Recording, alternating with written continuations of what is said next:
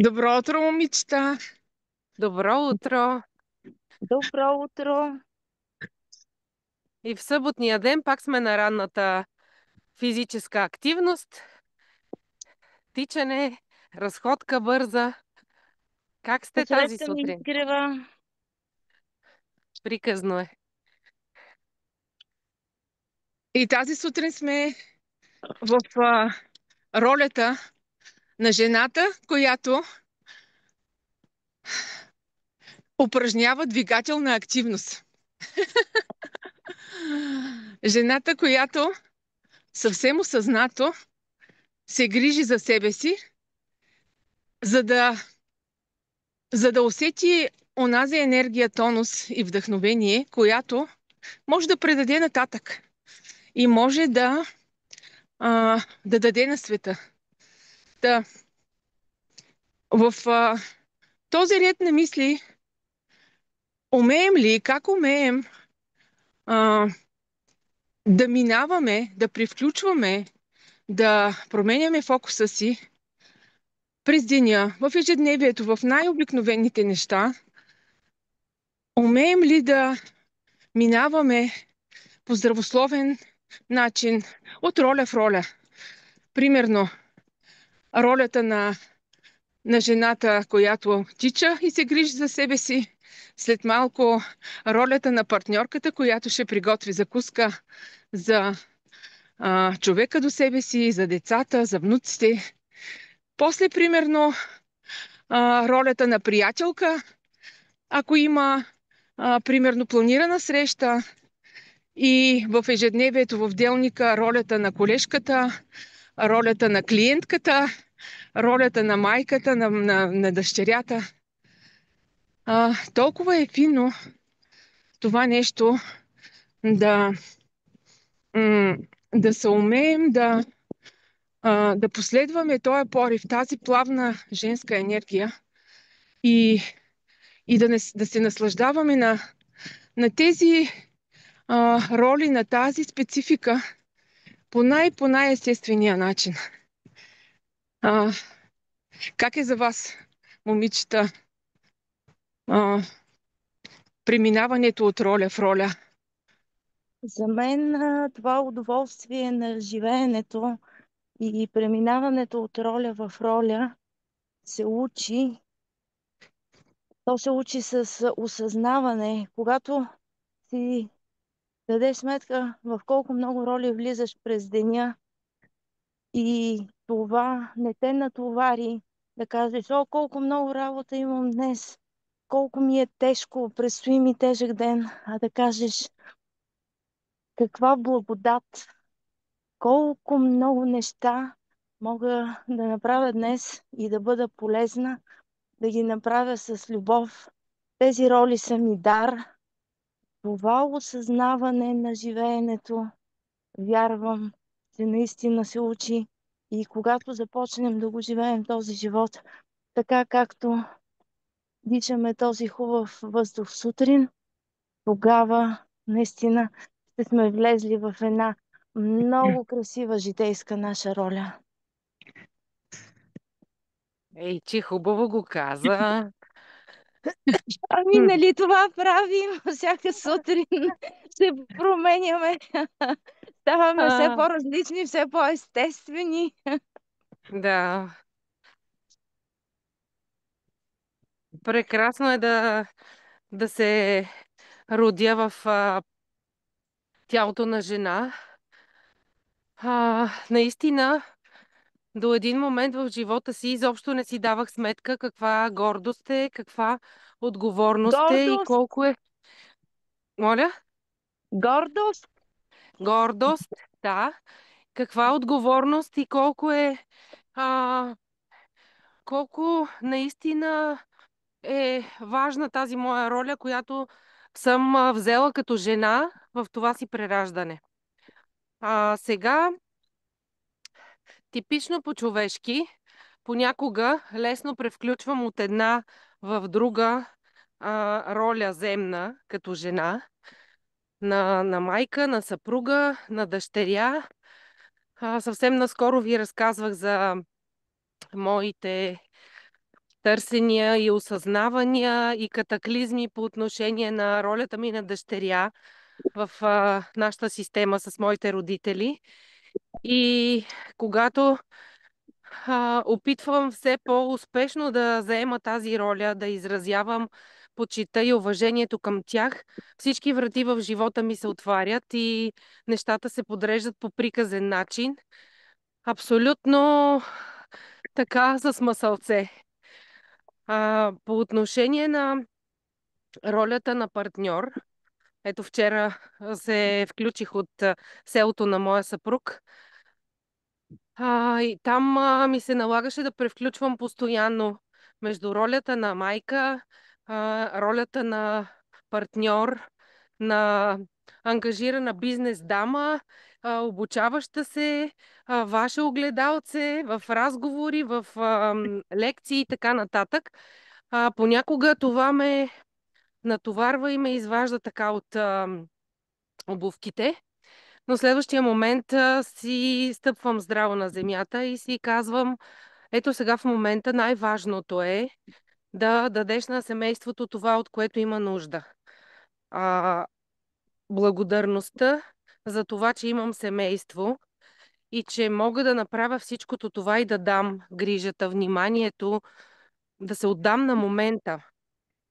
И вчерашната тема с отлагането отново ми натисна тези бутони, че това няма как да го отложиш. Просто идва тази ситуация и ти се раздаваш до край в нея и в следващата ситуация вече превключваш в другата роля, която е дадено да изпълниш за момента. Та живота е едно постоянно преливане и ние сме като водата и сме си избрали най-безразсъдната роля, както се казва в едно стихче на Блага Димитрова, до край да се раздадем като жени, като души, които искат да дадат цялата любов на тая земя. Та, прекрасно е да сме жени във всичките ни роли и да се учим да ги заемаме по такъв преливащ начин. Прекрасно е това, което споделяш, Дея. Напоследък имам една такава особена чувствителност към думата гордост и бих я заменила в твоето изказване с думата радост. Че съм радостна да се появя в тяло и душа на жена. Щом ти резонира така, няма проблем. Добре, добре. Друг поглед на нещата, съгласна. И в този ред на мисли за качественото време с близките, искам просто да ви споделя. Снощи имах толкова прекрасна вечер, няколко часа с моите внуци. Взе ги от детската градина, разходихме се, напазарувахме си вечеря, сготвихме си. На площадката бяхме, просто имаше време за всичко. И, и през цялото време в ума ми беше колко е хубаво тук и сега да се наслаждава човек точно на малките неща. Защото напоследък така ми се случва, че всяка вечер аз, даже и в някои от празничните дни, от уикенда, аз съм заета от 19 часа с срещи, с семинари, с някакви събития и наистина се раздавам и там на 100%, но просто една препратка огледалцата, моите внуци, така започнаха напоследък да ми казват: бабо, ще останеш ли за вечеря? И аз казвам: не, ще имам среща от 19 часа. И така, и снощи просто осъзнах и даже може би целенасочено по някакъв начин имах намерение, бях отворена тези няколко часа да бъдат наистина най-прекрасни. И какво се случи?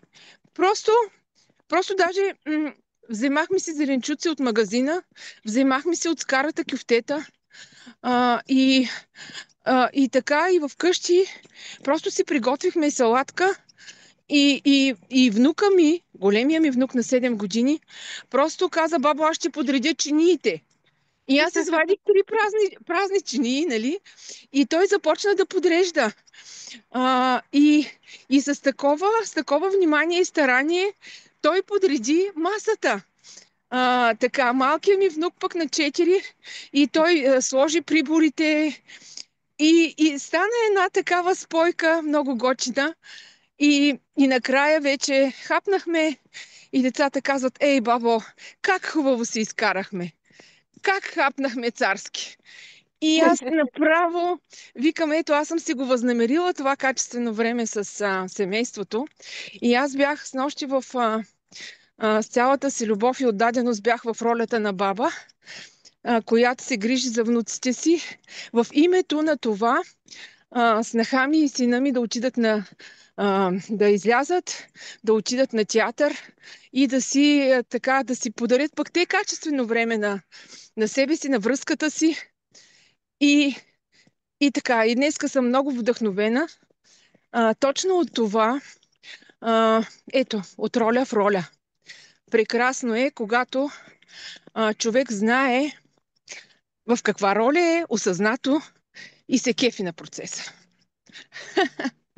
Вървейки и радвайки се на вашите споделяния, тук забелязах нещо креативно направено на една браснарница, подстригвалница. Ще ви го покажа.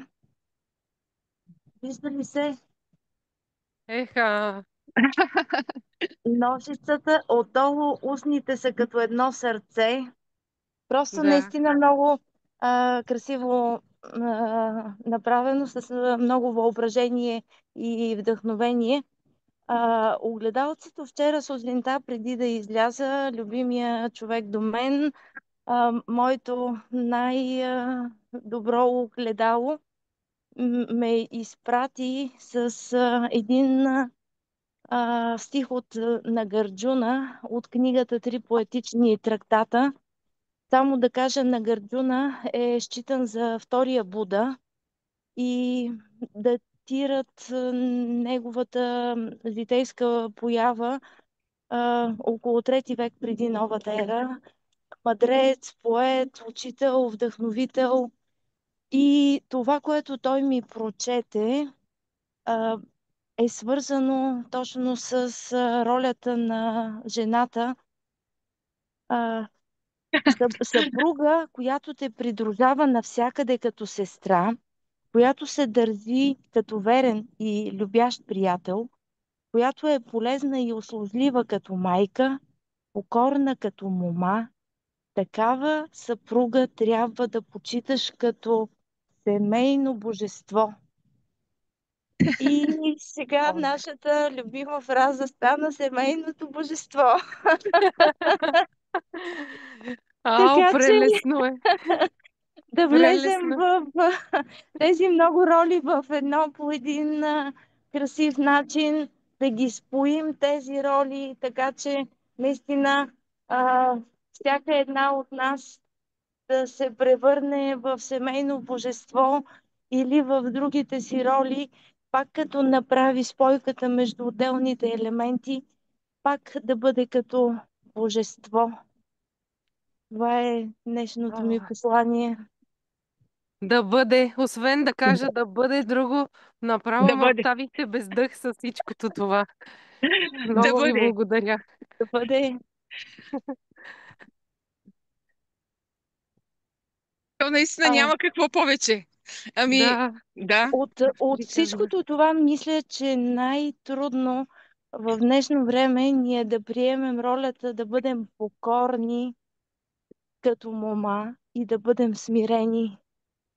А, Смирението се постига като смачкаме всичката си гордост, егото си и като започнем да живеем като птиците, естествено, ей така леко с лекота, или поне така ни изглежда от тук, ето ги птичките така летят.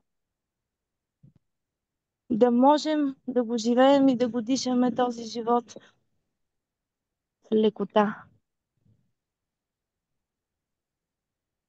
Да бъде.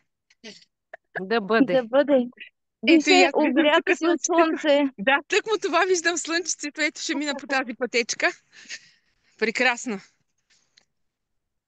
Ами, момичета, да си пожелаем един слънчев усмихнат ден, един осъзнат ден и с наслаждение във всяка роля, в която се избираме, да живеем точно тук и сега. С Да лекота бъде и с радост.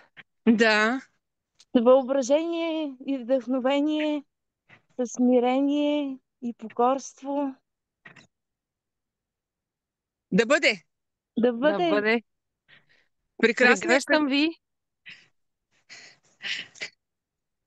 И пак да приканим, който има порив, който има желание да се включи в нашите сутрешни двигателни активности и има хъс да, да си споделяме заедно, да правим двигателна активност заедно и да, да създадем едно такова общество, едно мини общество за естествено, за естествено, за автентично споделяне сутрин.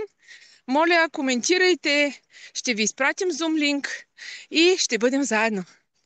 Да се разбудим за нов живот. Да вдъхнем свежест в клетките на нашето тяло, в мислите си и ще Защото това променим е и истинското живеене. реалността. И ще променим и реалността около себе си. Вярвам го това. Огледалата ще започнат да показват други неща, по-красиви, споделени. Нашата вече се променя, така че заповядайте в това нашето мини общество да ставаме повече, за да променяме цялото. Прегръщам ви и ви желая прекрасен ден. Прекрасен да Чао, бъде. чао! Чао, Чао, чао! чао! И до утре! До утре! Да, до утре отново.